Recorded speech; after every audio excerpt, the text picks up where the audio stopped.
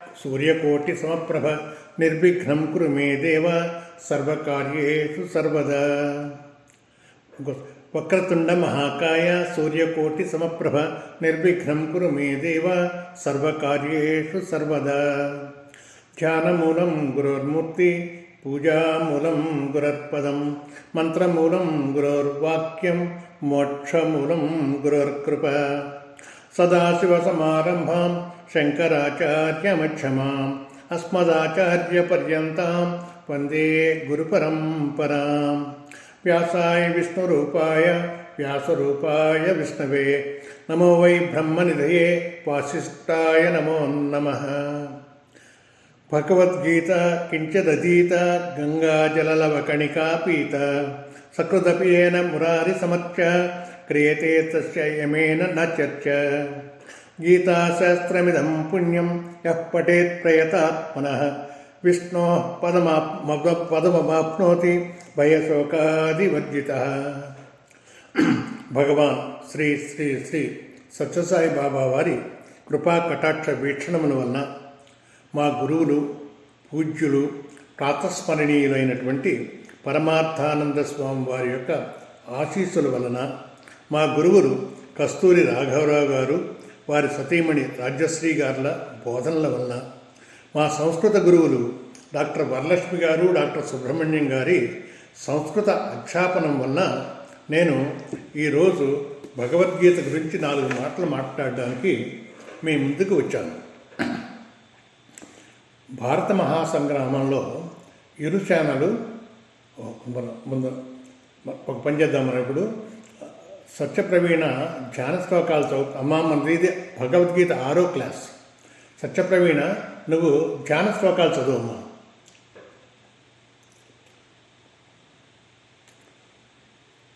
సత్యప్రవీణ నువ్వు చదువమ్మా. ఏది సత్యప్రవీణ? వచ్చింది చదువమ్మా సత్యప్రవీణ. నమస్కారం. శ్రీ గురుభ్యో నమః. ఓం శ్రీ పరమాత్మనే నమః. అథ ధ్యాన శ్లోకాః. ఓం పాఠాయ ప్రతిబోధితాం భగవతా నారాయణేన స్వయం వ్యాసేన గ్రథితాం పురాణమునినా మధ్యే మహాభారతం అద్వైతామృతవర్షిణీం భగవతీం అష్టాదశాధ్యాయినీం అంబ త్వామనుసందధామి భగవద్గీతే భవద్వేషిణీం. నమోऽस्तु తే వ్యాస విశాలబుద్ధే పుల్లారవిందాయతపత్రనేత్ర येन त्वया भारततैलपूर्णः प्रज्वालितो ज्ञानमयः प्रदीपः. प्रपन्नपारिजाताय स्तोत्रवेत्रैकपाणये ज्ञानमुद्राय कृष्णाय गीतामृतदुहे नमः. सर्वोपनिषदो गावो दोग्धा गोपालनन्दनः पार्थो वत्सः सुधीर्भोक्ता दुग्धं गीतामृतं महत्. वसुदेवसुतं देवं कंसचाणूरमर्दनं देवकी परमानन्दं कृष्णं वन्दे जगद्गुरुं. भीष्मद्रोणतटा जयद्रथजला गान्धारनीलोत्पला शल्यग्राहवती कृपेण वहनी कर्णेन वेलाकुला. अश्वत्थामविकर्णघोरमकरा दुर्योधनावर्तिनी सोत्तीर्णा खलु पाण्डवैरणनदी कैवर्तकः केशवः. पारापर्यवचः सरोजममलं गीतार्थगन्धोत्कटं नानाख्यानककेसरं हरिकथा सम्बोधनाबोधितं. सज्जन षट्पदैरहरहः पेपीयमानं मुदा भूयात् भारत पङ्कजं कलिमल प्रध्वंसिनः श्रेयसे मूकं करोति वाचालं पङ्गुं लङ्घयते गिरिं यत्कृपातमहं वन्दे परमानन्दमाधवम् यं ब्रह्मा वरुणेन्द्ररुद्रमरुतः स्तुन्वन्ति दिव्यैस्तवैः वेदैः साङ्गपदक्रमोपनिषदैः गायन्ति यं सामगाः ध्यानावस्थिततद्गतेन मनसा पश्यन्ति यं योगिनो यस्यान्तं न विदुःसुरासुरगणाः देवाय तस्मै नमः. చక్కగా చదివాము Satyapraveena. Thank you very much. ఇది మనకి భగవద్గీత 6వ క్లాస్. మనం ఇదివరకు క్లాసుల్లో ఎంతవరకు చదువుకున్నామంటే భారత మహాసంగ్రామం మొదలయ్యే ముందర ఇరు సేనలు కూడా యుద్ధభూమిలో కలుసుకున్నాయి. శంఖాలు పూరించారు వాళ్ళు. శంఖాలు కూడా పూరించిన తర్వాత యుద్ధం సరిగ్గా మొదలవుతుంది అనే సమయంలో అర్జునుడు కూడా తన ధనుస్సును ఎత్తి పట్టుకున్నాడు. ఇంతలో ఆయనకి ఒక మెరుపు లాంటి ఆలోచన వచ్చింది. వచ్చి కృష్ణ భగవానుడు చెప్పాడు, నేను 2 సేనల్లో ఉన్నటువంటి వీరులను చూస్తాను, నేను కనుక రథాన్ని తీసుకువెళ్ళి ఆ ఇరు సేనల మధ్యన ఆ పువ్వుని అడిగాడు. అప్పుడు కృష్ణ భగవానుడు ఆ రథాన్ని తీసుకుని వెళ్ళి అందరి రాజులు ముందర, అందులో విశేషించి ద్రోణుడు భీష్ముడు ముందర రథాన్ని ఆపాడు. అప్పుడు అర్జునుడు అక్కడ ఉన్నటువంటి రాజులందరినీ చూశాడు. చూడడం ఏమిటి, ఆయన రాగంలో పడిపోయి వాళ్ళు అంతా బంధువులు, ఇదంతా బంధువులా, వీళ్ళని సంహరించడానికి నేను వచ్చాను అనుకుని నా కాళ్ళు ఆడట్లేదు, నా చేతులు ఆడట్లేదు, నేను నిలబడలేకపోతున్నాను, నా శరీరం అంతా మండిపోతోంది, ఇలా అనేక రకాలు చెప్పి తర్వాత శోకంలో పడిపోయాడు. ఇప్పుడు మనం ఆ శోకంలో పడినటువంటి అర్జునుడి యొక్క స్థితిని చదువుతూ వచ్చాం. 31 శ్లోకం వరకు మనం పూర్తి చేసుకున్నాం కిందటిసారి. ఆయన ఏమన్నారంటే, నేను స్వజనులను చంపిన తర్వాత పెద్ద ప్రయోజనం ఉంటుంది అని నేను అనుకోవట్లేదు. ఆయన ఉద్దేశం ఇప్పుడు యుద్ధం చేయకుండా ఉండాలి అని ఆయన ఉద్దేశం. ఇప్పుడు 32వ శ్లోకం చదువుకున్నాం. ఏమన్నాడు ఆయన అన్నాడు, న కాంక్షే విజయం కృష్ణ నచ రాజ్యం సుఖాని చ కిన్నో రాజ్యేన గోవింద కిం భోగైర్జీవితేన వా. కృష్ణ, విజయం, నేను విజయాన్ని నా కాంక్షే, నేను కోరుకోవట్లేదు, నాకు విజయం అక్కర్లేదు. రాజ్యం సుఖానిచ, నాకు రాజ్యం అక్కర్లేదు, నాకు సుఖాలు అక్కర్లేదు. గోవింద, రాజ్యేన కిం, రాజ్యం వస్తే ఏమిటి ప్రయోజనం? భోగై జీవితేనవా, భోగాల వల్ల కానీ జీవితం వల్ల కానీ అసలు ఏం ప్రయోజనం? ఎప్పుడు మన వారిని సంహరించిన తర్వాత. ఇప్పుడు అర్జునుడు ఎంత శోకంలో పడిపోయాడో, ఆయన బుర్ర అస్సలు పనిచేయకుండా ఎలా అయిపోయిందో మనం చూద్దాం. ఆయన ఏమంటున్నాడు, నా కాంక్షే విజయం కృష్ణ. ఆయన ఎందుకు యుద్ధానికి వచ్చాడు కదా, యుద్ధానికి వచ్చిన వాడు నాకు విజయం అక్కర్లేదు అని ఎలా అంటాడు? ఏ చిన్న ఆట వైకుంఠపాళి ఆడినా కూడా వాళ్ళు మిత్రులే లేదా కుటుంబ సభ్యులే అయినప్పటికీ కూడా ఎవరికైతే నిత్యంలో పడిందో వాళ్ళు కెరీతాలు కొట్టేస్తారు, నేను పైకి పెడుతున్నాను. అలాగే ఎవరికైతే పాము పడిందో వాళ్ళు ఏం చేస్తారు, పాము పడిందంటే వాళ్ళ పాము వెళ్ళి ఆ పాము ఉన్న గడిలో పడితే వాళ్ళు కిందకి దిగిపోతారు, అయ్యో అయ్యో అని బాధపడుతూ ఉంటారు. చిన్న స్పర్ధ, చిన్న ఆటకి. అటువంటిది ఈయన యుద్ధానికి వచ్చి అంటున్నాడు, నాకు విజయం అక్కర్లేదు అంటున్నాడు. ఆయన మానసిక స్థితి ఎలా ఉందో మనం ఈ శ్లోకాల్లో మనకి వ్యాస మహర్షి చూపిస్తారు. నకాంక్షే విజయం కృష్ణ నచ రాజ్యం నా సుఖాన్ని, నాకు రాజ్యం అక్కర్లేదు అన్నాడు. మరి యుద్ధానికి ఎందుకు వచ్చావయ్యా నువ్వు, రాజ్యం అక్కర్లేదు అంటున్నావు కదా? అబ్బాయి నేను యుద్ధానికి వచ్చాను, ఎవరు చెప్పారు నేను యుద్ధానికి వచ్చానంటే సంజయుడు చెప్పాడు కదా, ఏమన్నాడు? అథ వ్యవస్థితాన్ దృష్ట్వా ధాతరాష్ట్రాన్ కపిధ్వజ ప్రవృత్తే శస్త్ర సంపాదే ధనురుద్ధవ్య పాండవ అన్నాడు కదా. చెప్పాడు కదా స్పష్టంగా, నీ మనసులో ఉన్న భావాన్ని ఆయన చెప్పాడు. లేదండి, లేదు, నేను రథంలో కూర్చున్నాను అంతేగాని కృష్ణ భగవానుడు తీసుకొచ్చాడు, ఇక్కడికి రావాలని నాకు ఇష్టమే లేదు అని అనడానికి వీల్లేదు నువ్వు. ఎందుకనంటే నువ్వే చెప్పావు, యోత్సమానా నవేక్షేహం ఏతేత్ర సమాగత 23వ శ్లోకం అండి. ధాత రాష్ట్రస్య దుర్బుద్ధే యుద్ధే ప్రీచికేశవ. ఆ దుర్బుద్ధి కలిగినటువంటి దుర్యోధనుడికి ఎవరెవరు సహాయం చేయాలి, ఎవరెవరు ప్రీతి చేయాలని అనుకున్నారో వాళ్ళందరినీ నేను చూస్తానయ్యా, అందుకని రథాన్ని అక్కడికి తీసుకువెళ్ళు అని నువ్వే కదా చెప్తా.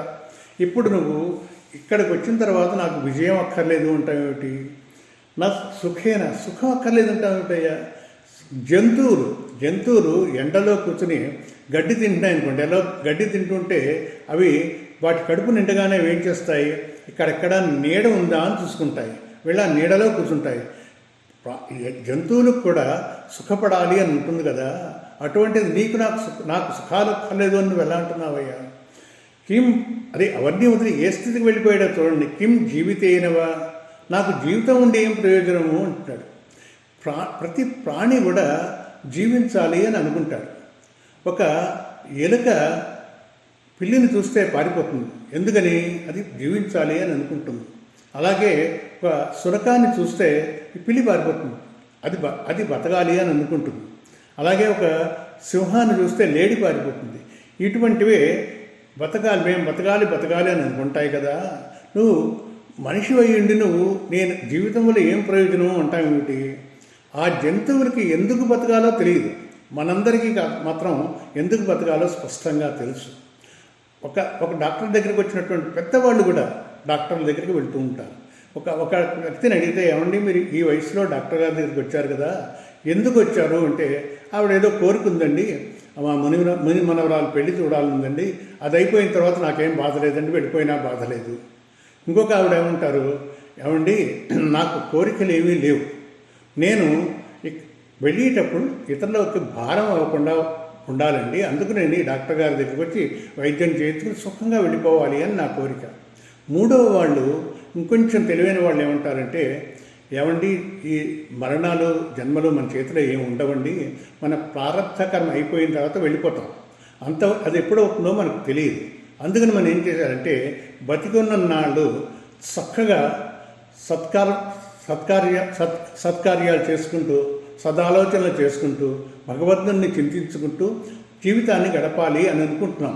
అందుకని మాకు జీవితం పెరగాలి అని అనుకుంటున్నాం.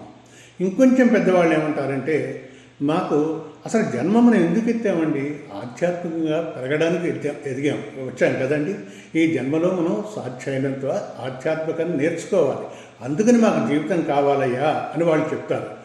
అర్జునుడికి ఇవన్నీ తెలియవండి, అర్జునుడికి ఇవన్నీ తెలుసు, కానీ ఆయన శోకంలో పడిపోయాడు. ఆయన ఏం మాట్లాడుతున్నాడో ఆయనకి తెలియదు కనుక ఆయనకి ఏం తోస్తే అది మాట్లాడుతూ ఏం చేస్తున్నాడు,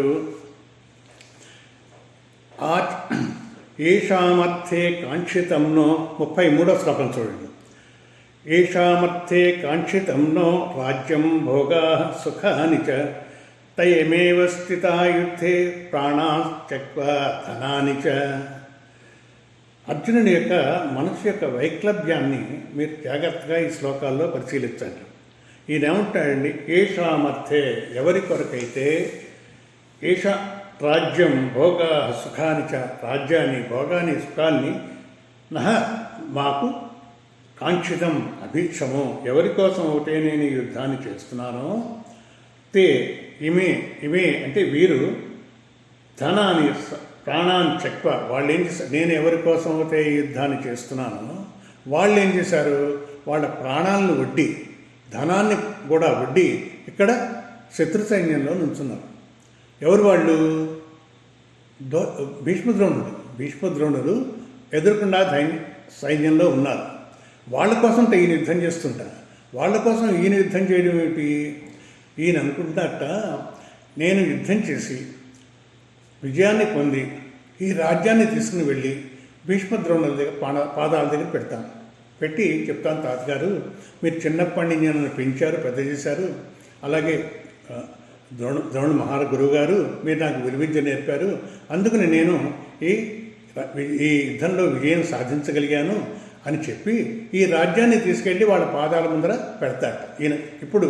ఈయన శోకంలో పడిన తర్వాత ఆయన మాట్లాడి మాటలు చూడండి. ఆయన యుద్ధానికి వచ్చేటప్పుడు ఇటువంటి ఆలోచన ఏమైనా ఉందా అండి? ఆయన ఏమని చెప్పాడు, నేను వాళ్ళని చూస్తాను, ఎవరు ఆ దుర్బుద్ధి కలిగినటువంటి ధృతరాష్ట్రుడికి ఎవరు సహాయం చేయాలని వచ్చారో వాళ్ళందరినీ నేను చూస్తాను అన్నాడు. చూసి ఏం చేస్తాడు, వాళ్ళని చీల్చి చెండాడేస్తాను అని కదా ఆయన. ఇప్పుడేమంటున్నాడు, నేను భీష్మ ద్రోణుల పాదాల దగ్గర పెడతాను. అయితే ఈయనకి సమస్య ఏమిట, నేను విజయం సాధించాలి అనుకున్నట్లేదు. విజయం సాధించాలి అనుకుంటే ఏం చేయాలి, నేను ఈ భీష్మ ద్రోణుల్ని సంహరించాలి.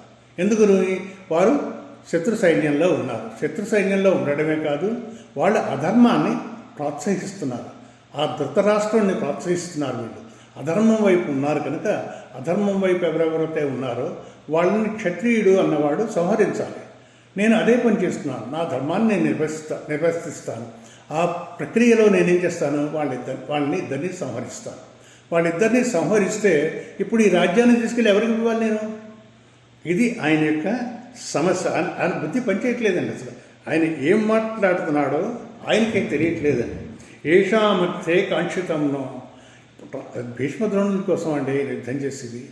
ఇది ఎలా ఉంటుందంటే, ఒక ఆయన దగ్గర కొంత డబ్బు ఉంది కానీ ఆ డబ్బుతోటి ఎంత డబ్బు ఉందంటే ఓ పర్సు కొనుక్కోవడానికి సరిపోయినంత డబ్బు ఉంది కానీ ఆయన పర్సు కొనుక్కున్నాడు.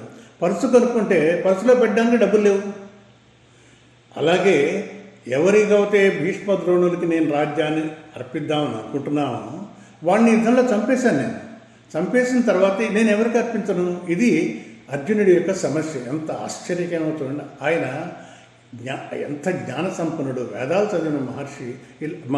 ఆయన ఇట్లా మాట్లాడుతున్నాడు ఆ భగవంతుడు అర్జునుడు. అటువంటి ఇంకేమున్నాడు, ఆచార్యా పితర పుత్ర తథై 34వ శ్లోకం అండి. ఆచార్యా పితర పుత్ర తథైవ చ పితామహా మాతులా శ్వశురా పౌత్రా శాలా సంబంధినస్తథ. ఇటువంటి విషయం మనం విన్నాము ఒకసారి. ఎందుకు ఎప్పుడు ఇంతకు ముందర సంజయుడు మనకి ఈ లిస్టు చదివాడు. ఎప్పుడైతే ఇరుసేనలు యుద్ధభూమికి వచ్చాయో, ఎప్పుడైతే శ్రీకృష్ణ భగవానుడు తన రథాన్ని తీసుకుని వెళ్ళి భీష్మద్రోణుల ముందర పెట్టాడు, అప్పుడు అర్జునుడు ఎవరెవరిని చూశాడు అన్నది 26, 25, 27 శ్లోకాల్లో సంజయుడు చెప్పాడు మనకు. అప్పుడు ఈయన మనసులో ఏమేమి ఉంది అని ఆయన ఏమన్నారు అప్పుడు, తత్రాపశ్చ స్థితాన్ పార్థ పితృనధ పితామహాన్ ఆచార్యాన్ మాతులాన్ భ్రాతॄన్ పుత్రాన్ పౌత్రాన్ సఖీంస్తథా శ్వశురాన్ సుహృదశ్చైవ సేనయోరుభయోరపి తాన్ సమీక్షస కౌంతేయ సర్వాన్ బంధూన్ అవస్థితాన్ పరయా కృపయావిష్ట విషీదన్నిదమబ్రవీత్ అని సంజయుడు అర్జునుని మనసులో ఏమేమి ఉందో చెప్పాడు. ఇప్పుడు ఈయన ఏం చెప్తున్నాడు, ప్రత్యక్షంగా ఆయనే చెప్పేస్తున్నాడు. ఏమని 34వ శ్లోకంలో ఆచార్యా పితర పుత్రా తథైవ చ పితామహా మాతులా శ్వశురా పౌత్రా శాలా సంబంధినస్తద. ఆచార్య అంటే గురువులు ఉన్నారు, పితర పెద్దండ్రులు ఉన్నారు, పుత్ర కుమారులు ఉన్నారు, సమానులు ఉన్నారు. ఇక్కడ తథా ఏవచ అలాగే పితామహా తాతలు ఉన్నారు, మాతులా మేనమామలు ఉన్నారు, శ్వశురా పిల్లనిచ్చినట్టు మామలు ఉన్నారు, పౌత్రా మనువులు ఉన్నారు, శాలా అంటే భావమరుదులు. ఈ శాలా అన్నది సంజయుడు చెప్పలేదు, ఈయన దీన్ని కలుపుకున్నాడు. తథా సంబంధిన వీళ్ళే అనుకోకండి అయ్యా, నా బంధువులు చాలామంది ఈ శత్రు సైన్యంలో ఉన్నారు. దీని తర్వాత శ్లోకం 35 చూడండి. ఏతాన్న హంతుమిచ్చామి నతోపి మధుసూదన అపి త్రైలోక్య రాజ్యస్య హేతో కిన్న మహీకృతే. ఇప్పుడు ఏమంటున్నాడు, ఆ లిస్టు చదివాడు కదండి ఆ బంధువుల వర్గాన్ని, స్వబంధవా. ఇప్పుడు ఏమన్నా ఏతాన్న హంతుమిచ్చామి జ్ఞతోపి మధుసూదన, నేను వీళ్ళని చంపాలి అని అనుకోవట్లేదు. అది ఎప్పుడు అనుకోవట్లేదుట, ఎట్టి పరిస్థితి ఘనతోపి మధుసూదన, ఒకవేళ వాళ్ళు నన్ను చంపడానికి వచ్చేసినా కానీ నేనైతే వీళ్ళని చంపను. అపి త్రైలోక్య రాజ్యశ్చ, నాకు త్రైలోక్య రాజ్యశ్చ అంటే 3 భూలోకం, భూవర్లోకం, శివర్లోకం, ఈ 3 లోకాలు కూడా నాకు ఇచ్చేసినా కానీ నేను వీళ్ళని చంపడానికి ఇష్టపడను. స్పష్టంగా ఆయన చెప్పేస్తున్నాడు. హేతో కిన్న మహీకృతే, నువ్వు ఈ రాజ్యం వస్తుందయ్యా, వీళ్ళని చంపేస్తే నీకు రాజ్యం వస్తుందయ్యా అంటావేమిటి? ఎవరు అనలేదు. ఆయన యుద్ధానికి వచ్చిన రావడమే రాజ్యం సంపాదించుకోవడానికి. ఎవరైతే వాళ్ళ రాజ్య భాగాన్ని కౌరవులు దురాక్రమణ చేశారో, వాళ్ళు తీసేసుకున్నారో, వాళ్ళు తిరిగి ఇవ్వడానికి ఇష్టపడలేదు, ఆ రాజ్యాన్ని పొందడానికి వచ్చారు. వాళ్ళు ధర్మాన్ని స్థాపించడానికి వచ్చాడు, అధర్మాన్ని నిర్మూలించడానికి వచ్చాడు. ఇప్పుడేమంటున్నాడు? హేతో కిన్ను మహీకృతే, నాకు ఈ రాజ్యం వచ్చితే మాత్రం నేను 3 లోకాలు ఇచ్చినా కూడా నాకు లెక్కలేదే. అటువంటిది ఇప్పుడు వీళ్ళని చూసి ఈ చిన్న రాజ్యం నీకు వస్తుందయా, నువ్వు చెయ్యి యుద్ధం అంటావేమిటి? నేను చెయ్యను. ఏ తాన్న అంతిమిచ్చామి, స్పష్టంగా చెప్పేస్తున్నాడు. నేను వాళ్ళని చంపడానికి ఇష్టపడను అని ఏమన్నాడు? మధుసూదన అన్నాడు కృష్ణ భగవానుని. మధుసూదన అంటే మధుకైట భోల్ని నువ్వు సంహరించావయ్యా, నువ్వు రాక్షసులను సంహరించావు, నేను స్వజనాన్ని సంహరించాలి. స్వజన అంటే ఎవరు? లిస్టు చెప్పాడు కదా, వీళ్ళని నేను సంహరించాలి. దీన్ని బట్టి అర్జునుడు ఎంత శోకంలో మునిగిపోయాడో చూడండి. ఆయన ఏమన్నాడు? ఇటువంటివి క్లిష్టమైన పరిస్థితులు ఇప్పుడు అర్జునుడికి తెలియదండి, వీళ్ళందరూ ఉంటారని తెలియదా? యుద్ధానికి వచ్చే ముందర తెలుసు, కానీ అది మనసులో ఉంది. ఇప్పుడు ఏమైంది? ఎదురుకుండా వాళ్ళని చూసేటప్పటికి రాగం వచ్చింది. రాగం వెనకాల శోకం వచ్చింది. ఒక్కసారి శోకం వచ్చేటప్పటికి ఏమైందంటే అతని మనసు చలాచదరైపోయి ఆయన బుద్ధి పనిచేయడం మానేసింది. ఇటువంటి పరిస్థితులు ఎదురైనప్పుడు మనుషులందరూ ఏం చేస్తూ ఉంటారంటే, కొంతమంది గట్టిగా ఏడ్చేస్తూ ఉంటారు, కొంతమంది నవ్వుతూ ఉంటారు, కొంతమంది పిచ్చి పిచ్చి మాటలు మాట్లాడుతూ ఉంటారు, కొంతమంది అరుస్తూ ఉంటారు. ఎందుకనంటే ఇటువంటి హఠాత్ పరిణామాన్ని వాళ్ళు ఎప్పుడూ ఊహించి ఉండరు. సడన్గా ఏదో అయిపోయింది. ఇటువంటి వాటిని ఎదుర్కోవడానికి మనం పెద్దలు ఏం చెప్తారంటే, దైవభక్తి కలిగి ఉండాలయ్యా, నువ్వు దైవంతో కలిసి ఉండాలి ఇప్పుడు. అందుకనే మనం ఏం చేస్తాం?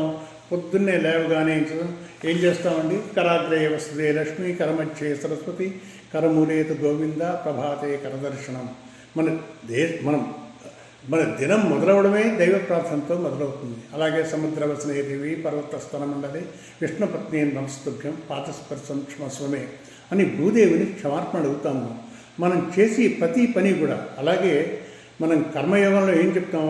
మనం ఏం చేసినా కూడా ఈశ్వరార్పణ బుద్ధితో చేయాలి. మనం ఈశ్వరుడి కోసం చేస్తున్నాం అంతేగాని ఈ లోకంలో ఉన్న జనాన్ని, మిత్రుల్ని, ఎదుర్కొన్న వాళ్ళని వాళ్ళని మోసం చేయడానికి మనం ఏం పనిచేయట్లేదు.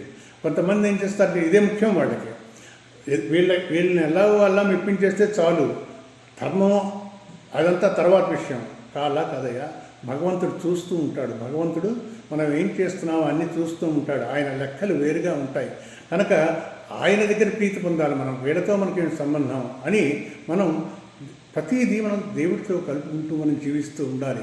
అలాగే మనం భోజనం చేసినప్పుడు కూడా ఏం చేస్తామండి? చక్కగా బ్రహ్మార్పణం, బ్రహ్మహవి చెప్తాం కదండి.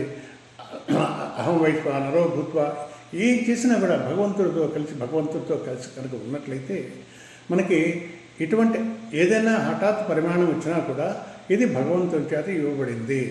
మనం చేసి ప్రతి పని భగవంతుడి కోసం చేస్తున్నాం, మనకు వచ్చి ప్రతి కర్మఫలం కూడా భగవంతుడి చేత ఇవ్వబడింది అని నిర్ధారణ కనుక ఉన్నట్లయితే ఈ మనసులోని అల్లకల్లోలు బాగా తగ్గిపోతాయండి. ఓహో, భగవంతుడు ఇది ఇచ్చాడా?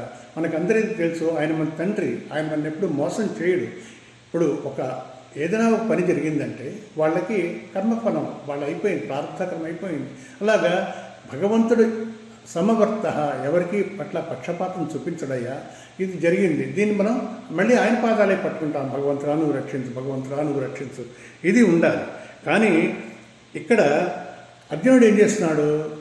ఇటువంటి కష్టం వచ్చినప్పుడు గలగలా మాట్లాడిస్తుంటే ఆయనకి ఎక్కడ వరద గోదావరిలో ఉందండి ఆయన మాటలు. ఎప్పటికీ వింటలేదు, ఏం మాట్లాడట్లేదు. ఇప్పుడు అర్జునుడు కృష్ణ భగవానుడు ఏం చెప్పాలి? ఇందాక చెప్పాడు, నాకు జీవితంతో ఏం పని, రాజ్యంతో ఏం పని, సుఖాలతో ఏం పని.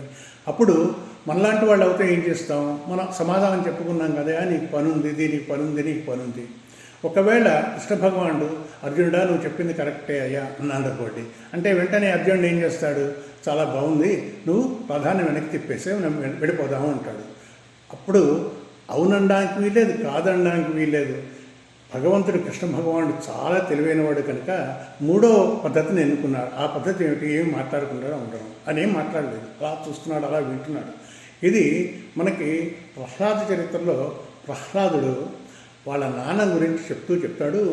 అచ్చపు చీకటింబడి ప్రవృత్తులై విషయ ప్రవృష్టులై చచ్చుచున్ పుట్టుచున్ మరల చరివితి చరువునైన వారికి చెచ్చర పట్టునే పరులు చెప్పిననైన నిజేక్షనైన ఏమిచ్చిననైనా కానాలకు నెగినైన హరిప్రబోధములు.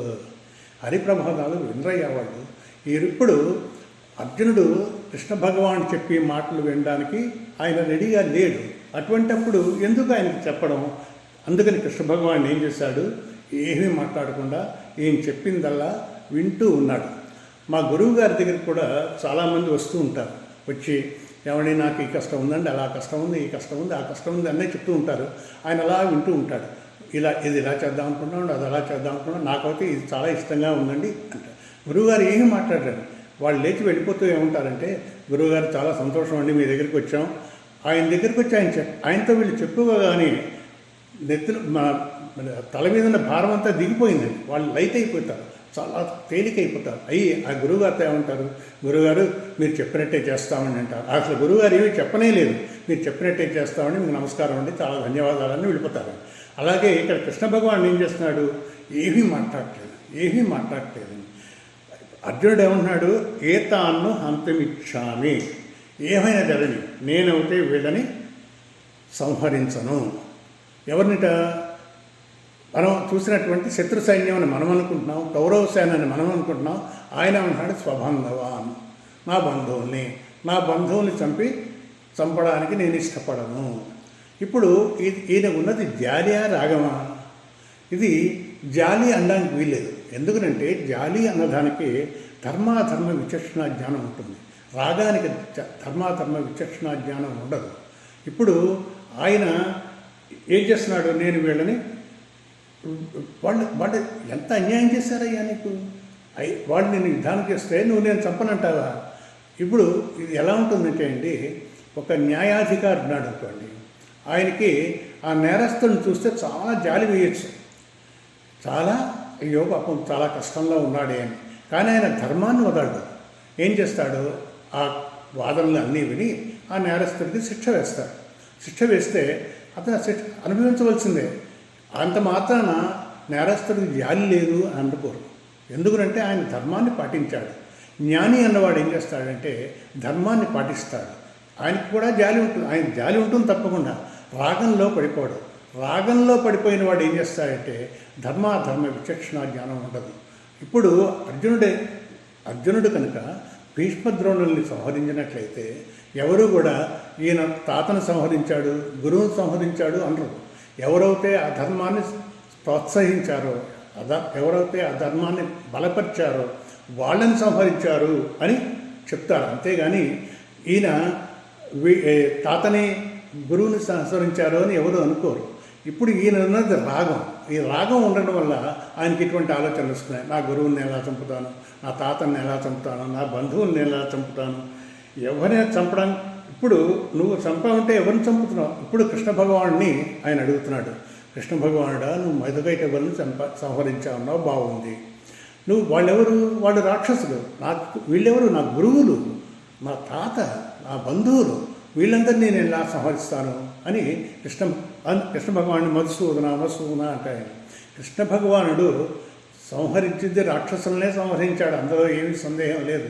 కానీ వాళ్ళ మేనమామను కూడా సంహరించాడు కదా, కంసుడిని కూడా సంహరించాడు కదా. కృష్ణ భగవానుడు చెప్పింది నువ్వు చూడాలి కదా. కొంతమంది ఏమంటారు, కృష్ణ భగవానుడే వెన్నను దొంగిలించాడు, అలాగే వాళ్ళతో గోపికలతో ఆడుకున్నాడు, ఇదంతా బాగానే ఉందయ్యా. కృష్ణ భగవానుడితో నువ్వు పోల్చుకుంటావేమిటి? కృష్ణ భగవానుడు ఏం చేశాడు? ఎడమ చేతి చిటికిన వేలతో గోవర్ధనగిరిని ఎత్తాడు. నువ్వు కూడా ఎత్తగలవా? ఎందుకు నువ్వు కృష్ణ భగవానుడితో పోల్చుకుంటున్నావు? కనుక నువ్వు కృష్ణ భగవానుడితో పోల్చుకోకు. మధుసూదన అని మారుమారుగా అనకు. నువ్వు నీ ధర్మాన్ని నిర్వర్తించు. నీకు వీళ్ళు అధర్మ పక్షంలో ఉన్నారు, వాళ్ళు శత్రు సైన్యంలో ఉన్నారు, వాళ్ళని సంహరించడం నీ ధర్మం, నీ ధర్మాన్ని నువ్వు నిర్వర్తించు అంటే ఆయన ఉన్నాడు.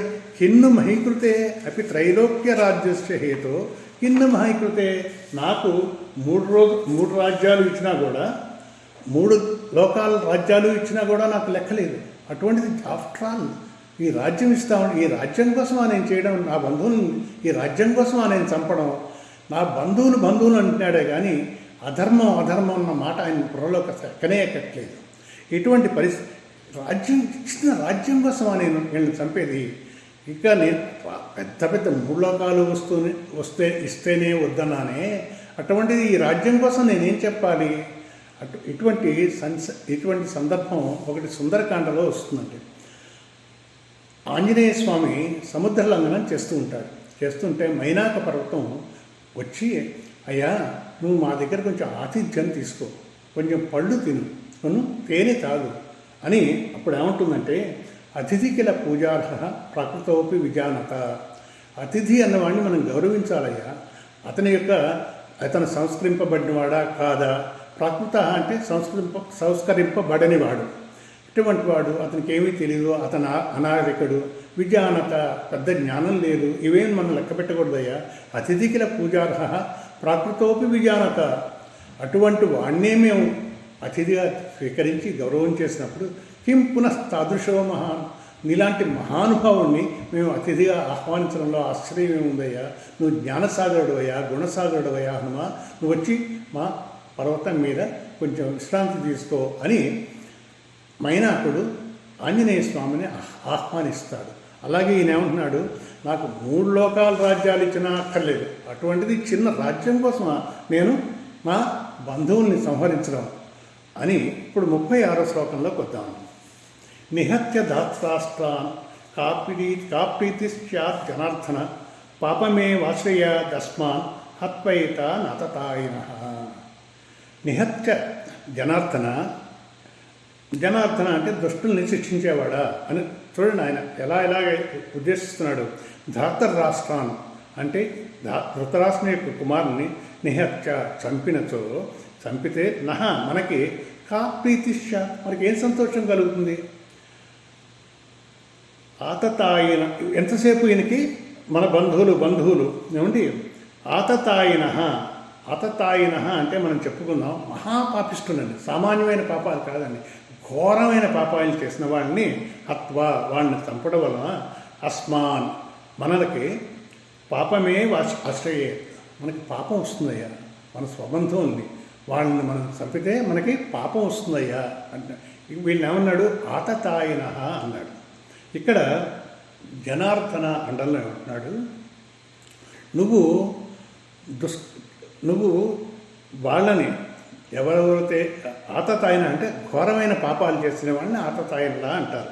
ఈ కౌరవులు ఆతతాయినలు అని స్పష్టంగా అర్జునుడే చెప్తున్నాడు.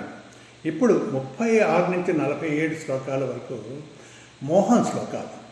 ఇప్పుడు 35 వరకు శోకంలో ఉన్నాడు. శోకంలో ఆయన నోటికి ఏమొస్తే అది మాట్లాడాడు, ఆ బుద్ధి సక్రమంగా పనిచేయలేదు అని చెప్పుకున్నాం మనం.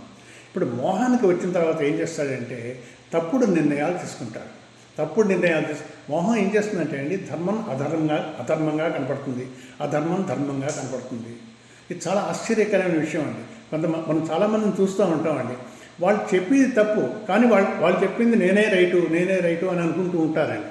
ఇప్పుడు ధర్మాధర్మ విచక్షణ జ్ఞానం పోయి ధర్మం అధర్మంగా కనపడుతుంది, అధర్మం ధర్మంగా కనపడుతుంది. అప్పుడు ఆయన ఏమన్నాడు, ధాతరాష్ట్రస్య దుర్బుద్ధే ప్రీచికీర్షవ అన్నాడు. అటువంటి వాళ్ళని ఇప్పుడు ఏమంటున్నాడు, వాళ్ళని చంపితే మనకి ఏమి సంతోషం వస్తుంది అని అడుగుతున్నాడు. ఇప్పుడు ఇది ఈ యుద్ధం అధర్మ యుద్ధం అని అర్జునుని యొక్క అభిప్రాయం. ఎందుకని, ఎలాగైతే న్యాయాధికారి నేరస్తుని శిక్షిస్తాడో అలాగే క్షత్రియుడు కూడా ఏం చేయాలి, అధర్మం చేసే వాళ్ళని సంహరించాలి. అక్కడ రక్తపాతం రావచ్చు కానీ అది పాపం కాదు. యథార్థానికి అతను పుణ్యాన్ని పొందుతాడు. క్షత్రియుడు ధర్మం కోసం యుద్ధం చేసి రక్తపాతం వచ్చినా కూడా వచ్చితే అతను పుణ్యాన్ని పొందుతాడు, పాపాన్ని పొందడు.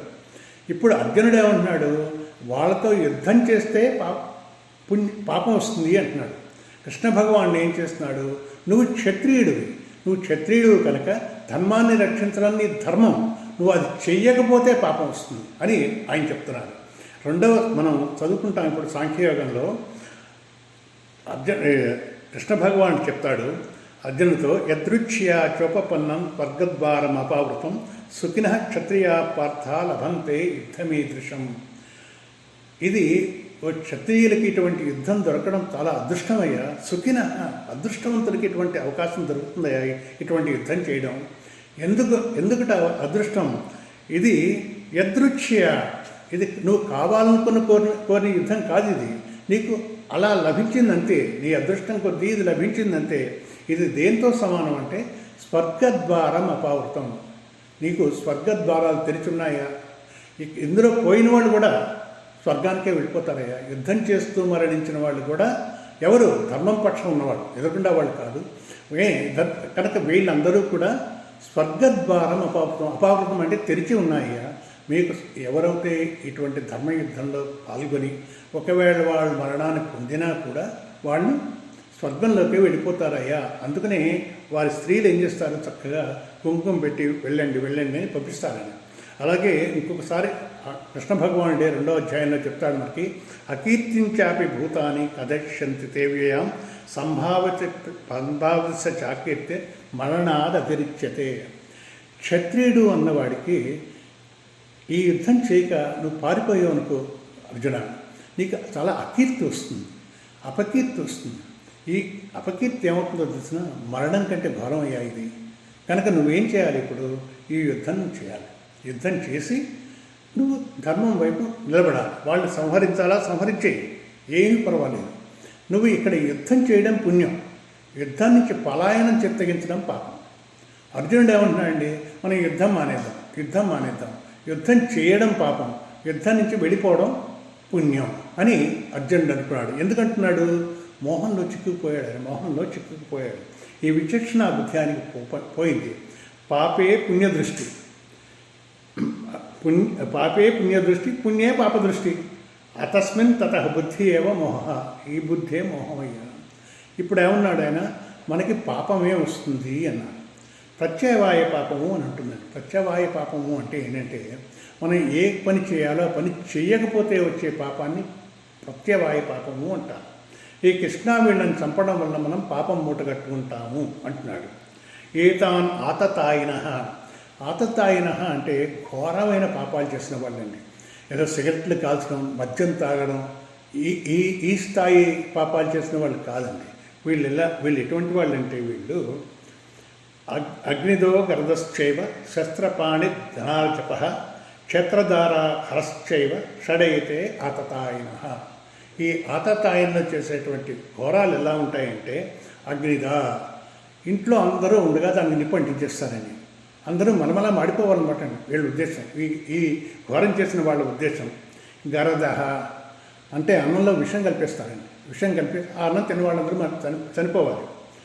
అశస్త్ర పాణిరహ, పాణిర్ అంటే అతని దగ్గర రక్షించుకోవడానికి ఏమీ శస్త్రం ఉండదు, అతన్ని వెళ్ళి చంపేయడం. ఇవన్నీ వీళ్ళు చేసి ఘోరాలు.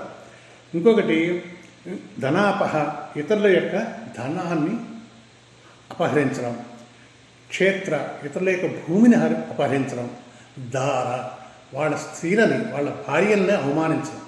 ఇవన్నీ కూడా, ఈ 6 కూడా ఆతతాయిన వాళ్ళు చేసేటువంటి పనులు ఇవి. ఈ వర్ణన దుర్యోధనాదులకు సరిగ్గా సరిపోతుందండి.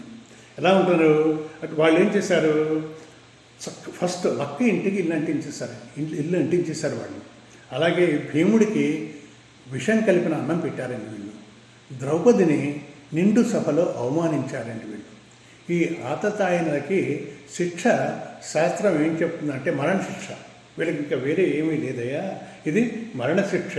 వీళ్ళు ఆతతాయిన్లో అని తెలిసిన తర్వాత, అర్జున ఎందుకు నువ్వు యుద్ధం చెయ్యొద్దు అంటున్నావు నువ్వు? ఎందుకు ఆయన ఎందుకు చేయట్లేదు అంటాడంటే, సాధారణం అండి, సామాన్యం అంటే ఆ బుర్ర పని చేయట్లేదు, అందరి బుర్ర పని చేయట్లేదు కనుక మనం ఇతను చూడండి. ఇప్పుడు ఎందుకు ఈ ఆర్గ్యుమెంట్స్ అన్నీ చెప్తున్నాడంటే ఆయన మన బుద్ధి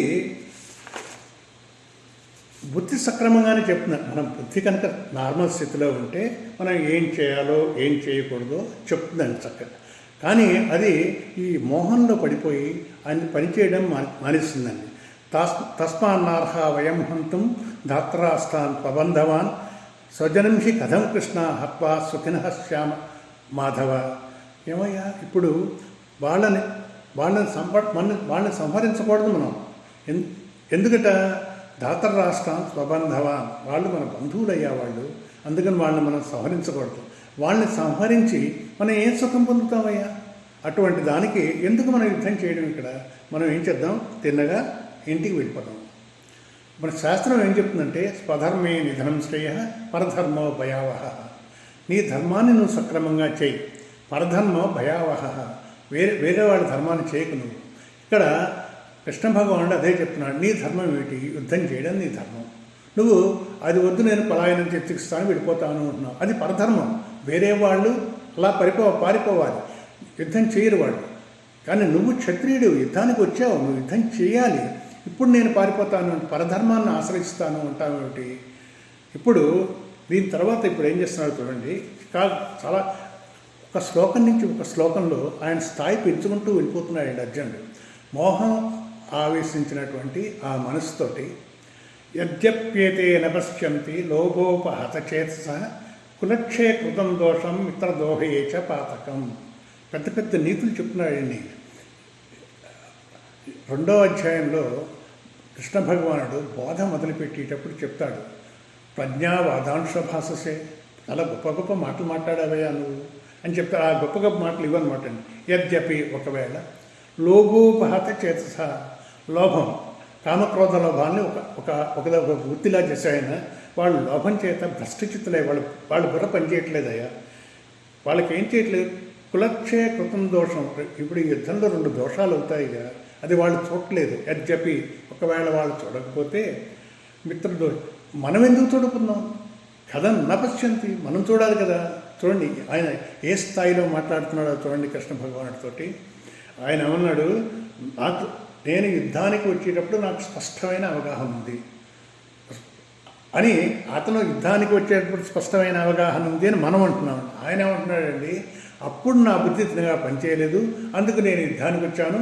ఇప్పుడు వీళ్ళని చూసిన తర్వాత నా బుద్ధి సక్రమంగా పనిచేస్తుంది, అందుకు నేను యుద్ధం చేయను, వెళ్ళిపోదాం అని అంటున్నాయండి. ఇప్పుడు భావోద్రేకానికి లోతైన వాళ్ళకి బుర్ర పనిచేయక వాళ్ళు ఏమనుకుంటారంటే ఎదురుకుండా వాళ్ళు తప్పు చెప్తున్నారు అనుకుంటారు. ఎదురుకుండా వాళ్ళు తప్పు చెప్తున్నారు, నేనైతే సక్రమంగానే చెప్తున్నాను అనుకుంటారు. నీకు తెలియదు, మీకు తెలియదు, మీరు పక్కకుండా మీరు మాట్లాడకండి మధ్యలో అని వేరే వాళ్ళని కూడా నివారిస్తూ ఉంటారండి. ఇక్కడ ఇది ఎందుకు జరుగుతుందంటే అండి, మన మనస్సు ఉంది కదండి, ఆ మనస్సు బుద్ధి చెప్పిన దాన్ని వినాలండి. విని అది ఇంద్రియాలకు చెప్పాలి. అది నార్మల్గా జరిగేటువంటి ప్రక్రియ. ఇప్పుడు మిఠాయి దుకాణం ముందు నుంచి పెడుతున్నాం అనుకోండి, మనస్సు ఏముంటుంది, అగో మిఠాయి చాలా బాగుంది, చక్కగా పెంచాడు ఆయన, ఒక్క ముక్క తింటే బాగుండు అంటుంది. బుద్ధి చెప్తుందండి, నీకు బుద్ధి ఉందా లేదా, అలా మాట్లాడతావా నువ్వు, నిన్న కాక మొన్న కదా షుగర్ టెస్ట్ చేయించుకున్నావు, ఇప్పుడు స్వీట్లు తింటాను ఎక్కబడతావేంటి, నోరు మూసుకో, ముందుకు వెళ్ళు అంటుందండి. అంటే ఆ మనస్సు వింటుంది, సరైనమా అని ముందుకు పెడుతుంది. ఒక్కొక్కసారి ఏమవుతుందంటే ఈ భావోద్రేగాలకి గురైనప్పుడు మనసు ఆ మాట వినదండి, అది రెచ్చిపోతుందండి. అది ఎంత రెచ్చిపోతుందంటే చాలా బలం అయిపోతుంది దానికి. వచ్చేసి ఈ బుద్ధిని అణగదొక్కేస్తుందండి. ఇప్పుడు మనం ఏం చేస్తాం, సామాన్యంగా అణగిదొక్కుడు చూడు, లేకపోతే అణిగిపో. యుద్ధం చేసేటప్పుడు ఏం చేస్తామండి, ఎవరితోనో మాట వచ్చినప్పుడు కూడా ఏం చేస్తాం, చేస్తే నెగ్గితే నెగ్గుతాం, లేకపోతే నువ్వు చెప్పింది కరెక్టేనయ్యా అంటాం. ఇప్పుడు అర్జునుడు ఆ స్థితికి వచ్చేసాయండి. ఆయనకి ఈ మోహంలో పడి ఆ మనసు ఇలా చేయి అంటుంది. ఆయన బుద్ధి పనిచేయట్లేదండి. పనిచేయక ఇదే పరిస్థితి ఏమవుతుందంటే అండి, ఇప్పుడు మద్యపానం చేసేవాళ్ళు, అలాగే సిగరెట్లు అవి తాగేవాళ్ళు, సురాపానం, మద్యపానం, ధూమపానం చేసేవాళ్ళు అంటారు చూడండి. ఆ ధూమపానం చేసేవాళ్ళు ముందరలో అనుకుంటారండి, ఏమిటా ఈ ధూమపానం చేస్తున్నాం, పెద్దవాళ్ళు ఎవరైనా చూస్తే బాగుండదేమో అని ఈ గోడ చాటున వెళ్ళి తాగుతారు. అప్పుడు వాళ్ళకి బుద్ధి చెప్తూ ఉంటుంది, ఒరే బాబు ఇలా చేయకూడదురా, తప్పు తప్పని. కొన్నాళ్ళకి అది అలవాటు అయిపోతుంది. అలవాటు అయిపోయి ఆయన సమర్థించుకోవడం మొదలు పెడతాయండి. ఈ బుద్ధి ఏం చేస్తుందన్నమాటండి, ఆ మనసుకు లొంగిపోతుందని. తాగాలి. ఒక్కొక్కసారి మనకు ఇటువంటి వాళ్ళు కనుక ధూమపానం చేయకపోతే ఆ కంపెనీలన్నీ ఏమైపోతాయి, ఈ పొగాకు పట్టించి రైతులందరూ ఏమైపోతారు, ఇలాగా తన్ని తను సమర్థించుకుంటాయండి. అలాగే ఇప్పుడు అర్జునుడు ఏం చేస్తున్నాడు, మనం యుద్ధం చేయకూడదు అని ఆయన మనసు చెప్తోంది. ఆ బుద్ధి దాన్ని సమర్థిస్తోందండి. సమర్థిస్తూ దానికి సమర్థించేటువంటి వాదనని వినిపిస్తున్నాడండి ఇప్పుడు. అలాగే మనకి ఎవరైతే ఈ చెడ్డ అలవాట్లు ఉన్నారో వాళ్ళకి కొంచెం శాస్త్రం కూడా వచ్చిననుకోండి, వాళ్ళు ఏం చేస్తారు, యోగర్తోవా భోగర్తోవా సంగర్తోవా సంగవిహీన. అది నీవు ఏ స్థితిలో ఉన్నా సరే, యశ్చ బ్రహ్మణి రమతే చిత్తం నందతి నందత్యేవ. నీ మనస్సు దేవుడి దగ్గర ఉండాలయ్యా, ఆయన పాదాల దగ్గర ఉండాలయ్యా. నువ్వు ఎక్కడుంటే ఆయనకేమీ పర్వాలేదయ్యా చెప్తాడు. ఇలాగ అతని మనస్సు భగవంతుడి దగ్గర ఉంది అని మనకేం తెలుసండి. మనం చేయవలసింది ఏంటి, సన్మార్గంలో నడు. నేను సిగరెట్ కాల్చుతూ ఉంటాను కానీ నా మనసు అంతా దేవుడి మీదే ఉంటుంది అని అన్నాడు అనుకోండి, అతనికి మనం ఏం సమాధానం చెప్పలేము. ఆ స్థితికి వెళ్ళిపోయాడు ఎవరు, అర్జునుడు. ఎందుకని అతని మనసు చెప్పిన మాటని బుద్ధి వింటోంది. బుద్ధి వినేం చేస్తోంది, అతను చేసేటువంటి పనులను సమర్థిస్తుంటే అతనికి స్పష్టంగా తెలుసు ధర్మాధర్మాలు. అయినప్పటికీ కూడా స్వజనులతో యుద్ధం చేయకూడదు అని తెలుసు. అయినప్పటికీ కూడా ఏమంటున్నాడు, మనం యుద్ధరంగం నుంచి వెళ్ళిపోతాం. ఇప్పుడు ఇదే కాదయ్యా, ఇంకొక గొప్ప విషయం చెప్పినాడు చూడండి. ఆయన ఏమంటున్నాడంటే, ఈ యుద్ధం వల్ల చాలా నష్టాలు వస్తాయ్యా. ఆ నష్టాలు యజ్జప్యేతేన పశ్యంతి. వాళ్ళకి తెలియదయ్యా, వాళ్ళు తెలివి తక్కువ వాళ్ళయ్యా, వాళ్ళకి తెలియదు. కనీసం మనం తెలియాలి కదా. వాళ్ళు లోభోపహత చేతస కామక్రోధ లోభాలకి గురైపోయారు. గురైపోయి వాళ్ళు ఈ పనులు చేయడానికి ముందుకు వచ్చారు. మనకు తెలియాలి కదా కనీసం అంటున్నాడండి. ఏమిటా దోషాలు, కులక్షయకృతం దోషం. ఈ కులక్షయకృతం దోషం గురించి అర్జునుడిని ఇంకా చాలా ముందర చెప్తాడు. ఒక కుటుంబంలో ఇప్పుడు యుద్ధానికి వచ్చారు, అనేక మంది వచ్చారు, వాళ్ళని మనం సంహరించేస్తాం. ఒక కుటుంబంలో ఆ పెద్ద వెళ్ళిపోతే కుటుంబ స్థితి ఏమవుతుంది, చిన్న భిన్నం అయిపోతుంది. వాళ్ళకి పురుషుడు లేని కుటుంబం అయిపోతుంది. ఆ కుటుంబం ఆ కుటుంబం అంతా అంతరించిపోతుంది, చిన్నపిన. దానివల్ల అనేక కుటుంబాలకి నష్టం కలుగుతుంది. మనం యుద్ధం ఎందుకు చేయడం, యుద్ధం చేసి సాధించింది ఏమిటి, అనేక మందిని సంహరించడమా, ఇదే మనం చేసే పని. మిత్రద్రోహే చ పాతకం. ఇప్పుడు అక్కడ వచ్చిన వాళ్ళందరూ కూడా మన బంధువులే కాదు, కొంత మిత్రులు కూడా వచ్చారు. ఈ దుర్యోధన స్నేహితులు ఏం చేశారంటే, దుర్యోధనుడు చెప్పాడు, రండయ్యా నాకు కొంత సహాయం చేయండి అన్నాడు. వచ్చారు వాళ్ళు. పాపం వాళ్ళు వస్తే వాళ్ళని మనం చంపేస్తాం. దుర్యోధనుడి మాట మీద గౌరవం పెట్టుకుని వాళ్ళు వచ్చారు, వాళ్ళని మనం సంహరించేస్తామా? ఇది దుర్యోధనుడికి తెలియదు. వాళ్ళని రమ్మన్నాడు, యుద్ధం చేయమన్నాడు. కానీ మనకు తెలుసు కదా, మనం ఎందుకు చేస్తున్నాం ఇదంతా. ఇప్పుడు చూడండి, ఆ మనసు చెప్పిన మాటల్ని బుద్ధి ఎలా సమర్థిస్తోందో చూడండి. ఎందుకు చేస్తున్నాడు ఈయన అంతా అంటే, ఆయన బుద్ధి పనిచేయడం మానేసి మనస్సు ఏం చెప్తే దాన్ని వింటోందండి. కథన్న జ్ఞేయం 39వ శ్లోకం ఉంటాయండి. కథన్న జ్ఞేయం అస్మాభి. మనకైతే ఎందుకు ఆలోచించబట్టలేదు, మనం ఎందుకు ఆలోచించట్లేదు. పాపాదస్మాన్ నివర్తితం. ఈ పాపాన్ని మనం అరికట్టాలి కదా. ఎందుకు మనం ఆలోచించట్లేదు కృష్ణ? కులక్షయ కృతం దోషం. కులక్షయం అయితే నాశనం అయిపోతాయి కుటుంబాలు. ప్రపశ్చద్భి జనార్దన. మనం చాలా తెలివైన వాళ్ళం కదా, మనం చాలా స్పష్టం కదా. అర్జునుడు చెప్పే మాటలు అన్నీ సత్యమే అండి, అందులో ఏమీ సందేహం లేదు. కానీ ఇది సరైన ప్రదేశం కాదు, సరైన సమయం కాదు. ఇవన్నీ ఆయన ఎప్పుడు చెప్పవలసింది?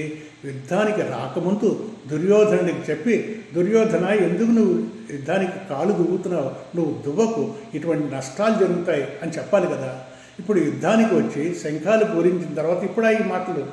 ఇది అర్జునుడు మోహంలో పడ్డ చేత ఇతను ఇటువంటి మాటలు మాట్లాడుతున్నాడండి. ఇంకా అనేక విషయాలు చెప్తాడు. మనం వచ్చే క్లాస్లో ఈ మొదటి అధ్యాయాన్ని పూర్తి చేసుకుందామండి. పూర్తి చేసుకుని దీంట్లో 47 శ్లోకాలు ఉంటాయి. ఇప్పుడు మనం 39వ శ్లోకం వరకు చెప్పుకున్నాం. మిగిలిన శ్లోకాలు వచ్చే క్లాసులో చెప్పుకుందాం. తర్వాత క్లాసులో ప్రథమ అధ్యాయం యొక్క సారాంశం చెప్పుకుందామండి.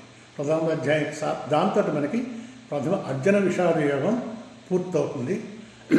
స్వస్తి ప్రజాభ్యః పరిపాలయంతాం న్యాయేన మార్గేణ మహీషాః గోబ్రాహ్మణేభ్యः శుభమస్తు నిత్యం సమస్తలోకాః సుఖినో భవంతు సమస్తలోకాః సుఖినో భవంతు సమస్తలోకాః సుఖినో భవంతు సర్వం శ్రీకృష్ణార్పణమస్తు.